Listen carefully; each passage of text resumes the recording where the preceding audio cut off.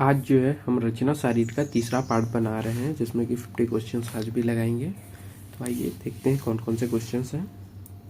समुद्र संधि पाई जाती है, समुद्र जो संधि है वो किस में पाई जाती है? तो इसका जो आंसर है वो है नितंब में। ठीक है। गर्भ उत्पत्ति में मातृज भाव की संख्या कितनी होती है? जो गर्भोत्पत्ति होता है उसमें मातृज भाव की संख्या कितनी बताई गई है? तो 20 बताई गई है। ठीक है, इसको आपको अच्छे से याद रखना है। क्वेश्चन आ चुके हैं। गर्भ सैया होती है, गर्भ जो सैया है वो होती है, तो वो क्या बताया गया है? तो पित्ताशय व पक्वाशय के मध्य में, जी हाँ, योनि के तीसरे आवर्त में, जी, रोहित मत्स्य मुख आकृति, ये भी सही है। तो उपरोक्त सभी जो है उस गर्भसैया को दर्शाते हैं। चरक के अनुसार गर्भ खेटभूत होता है, जो चरक हैं उनके अनुसार गर्भ खेटभूत उन्होंने बताया है। तो उन्होंने किसको बोला है? प्रथम मास को ही गर्भ खेटभूत बोला है। कलल के पिंड रूप होने से उत्पन्न होता है। ठीक है, कलल जो है उसमें अगर पिंड रूप हो तो क्या उत्पन्न होगा? देखिए, पुरुष की उत्पत्ति जो है पिंड रूप से होती है। ठीक है। उसके बाद है शरीर वृद्धि कर भाव कौन से हैं? जो शरीर वृद्धि कर भाव है वो कौन से माने गए हैं? तो देखिए, स्वभाव स्वभाव संसिद्ध, आविघात और आहार सौष्ठव। तो ये जो है सभी के सभी जो हैं भाव माने गए हैं वृद्धि कर भाव। स्वभाव से भी, आहार से भी, अभिघात से भी। चरक के अनुसार गर्भ में सभी अंग प्रत्यंगों की उत्पत्ति होती है। चरक ने बोला है कि सभी गर्भ में जो अंग प्रत्यंग होते हैं वो तीसरे मास में उत्पत्ति होती है। ठीक है।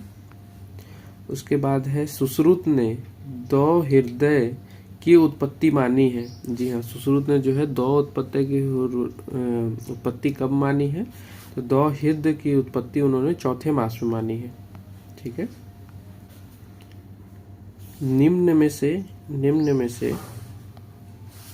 में से किसने 3 पक्ष के बाद और 5 मास के पहले 2 हृदय माना? तो अष्टांग संग्रहकार जो है उन्होंने 3 पक्ष के बाद और 5 मास से पहले 2 हृदय माना है, और एक आपको 3 जो है चतुर्थ मास में ही 2 हृदय सुश्रुत ने माना है।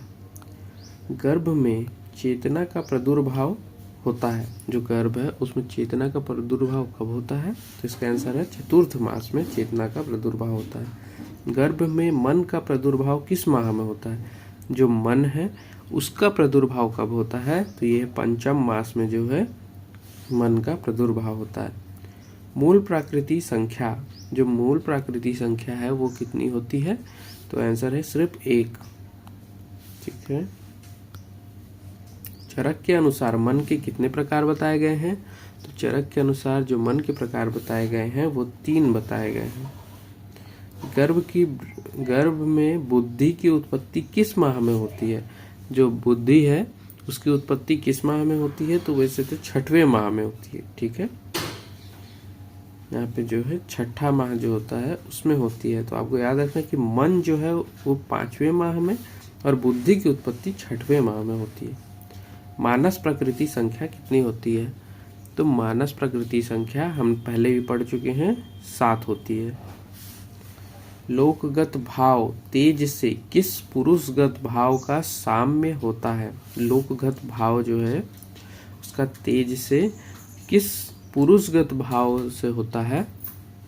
तो इसका आंसर देखेंगे कि अभिसंताप, रोष नहीं, कांति नहीं, अहंकार नहीं, अभिसंताप जो होता है उससे साम्य होता है। मुक्ति का पर्याय है, मुक्ति जो है उसका पर्याय क्या माना गया है? तो मुक्ति का पर्याय जो है विपाप, जी हाँ, निर्वर्ण, निर्वर्ण, फिर है अमृत और उपयुक्त सभी। तो ये जितने भी हैं ये सब मुक्ति के पर्याय ही हैं।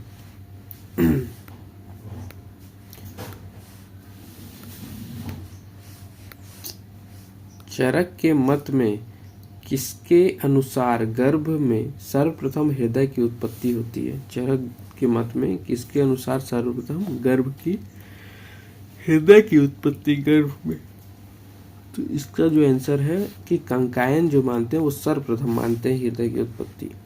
गर्भ की परम आयु होती है, जो गर्भ है उसकी परम आयु बताई गई है। ठीक है, तो 100 वर्ष की आयु कही गई है। सर्वप्रथम गर्भ में मध्य शरीर की उत्पत्ति होती है। सर्वप्रथम गर्भ में मध्य शरीर की उत्पत्ति होती है, ये किसने कहा है? तो ये जो है गौतम ने कहा है, सुभूति गौतम ने। सीमांत संख्या कितने होते हैं? तो सीमांत की जो संख्या होती है वो 14 होती है। ये क्वेश्चन हमने पहले भी लगाया हुआ है। शरीर में पुरुष का प्रमाण माफ करिए, शरीर में पुरुष का प्रमाण 7 अंजलि बताया गया है। सुश्रुत के अनुसार स्त्रियों में पेशी की संख्या, तो आपको पता है कि नॉर्मली 500 होती है और स्त्रियों में जो है 20 जो है ज्यादा मानी जाती हैं, तो 520 हो जाएंगी। शुक्र का प्रमाण जो है ये हमने पहले भी लगाया हुआ है क्वेश्चन, तो आंसर चला जाएगा आधा अंजलि। शरीर में वसा का प्रमाण, ठीक है, शरीर में जो है वसा का प्रमाण जो है वो होता है 3 अंजलि। वैकल्यकर मर्म की संख्या कितनी होती है? तो वैकल्यकर मर्म की संख्या जो होती है वो होती है 44। फिर है इंद्र बस्ती मर्म है। इंद्र बस्ती जो मर्म है उसे कह रहे हैं, तो यहाँ पे जो आंसर जाएगा मांस मर्म, जी हाँ। इसके बाद है सद प्राणहर मर्म, नहीं। मांस मर्म, कालांतर प्राणहर मर्म, जी। शिरा मर्म नहीं, स्नायु मर्म भी नहीं। श्रृंगाटक मर्म है। श्रृंगाटक जो मर्म है क्या है? तो शिरा मर्म है, ठीक है।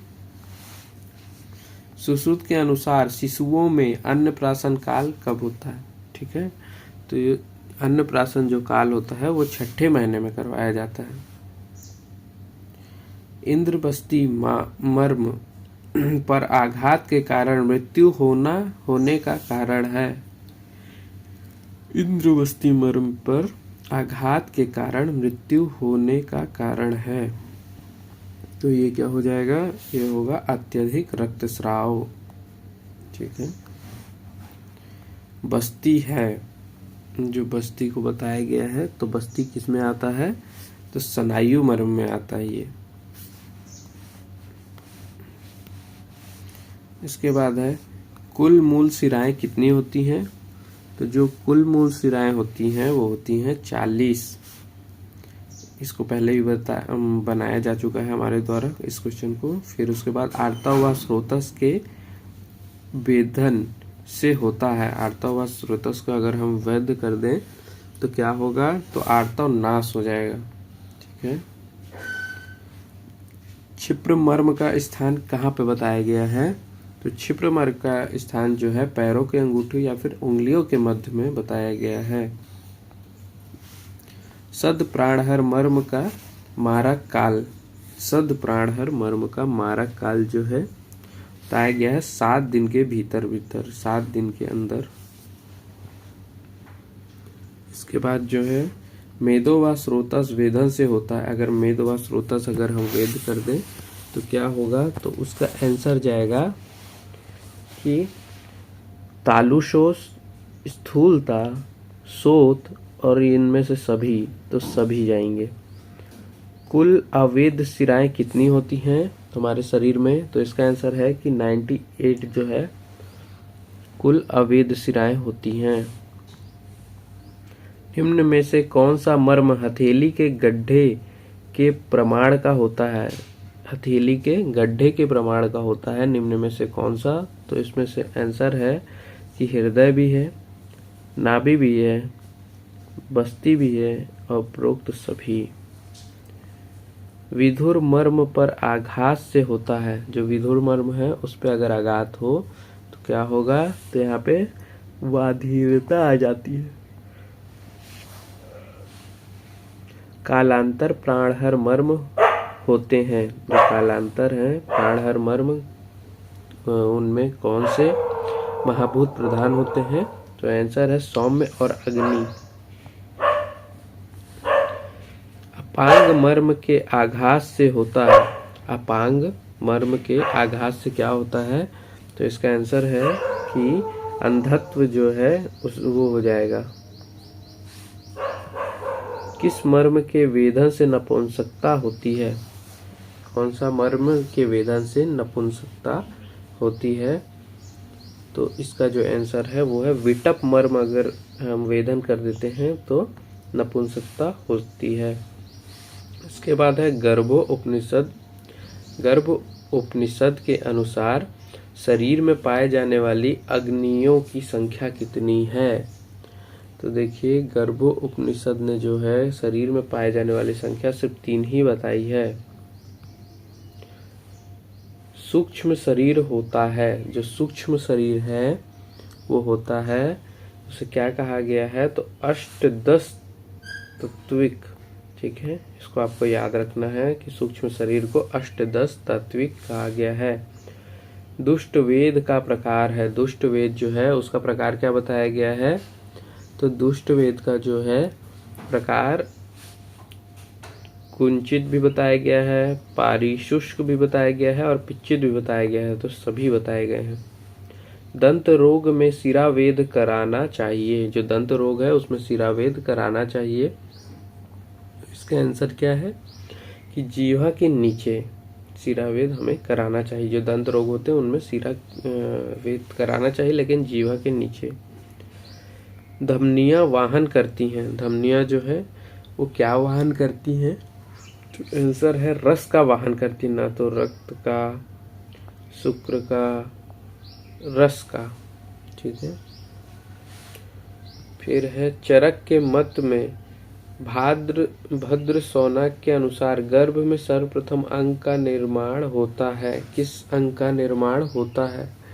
तो इन्होंने बताया है कि गुद पक्वाशय या गुद का सबसे पहले निर्माण होता है। सुश्रुत के अनुसार श्रोणी गुहा में निर्माण में अस्थियां संख्या होती हैं। श्रोणी गुहा में निर्माण में अस्थि कितनी होती है?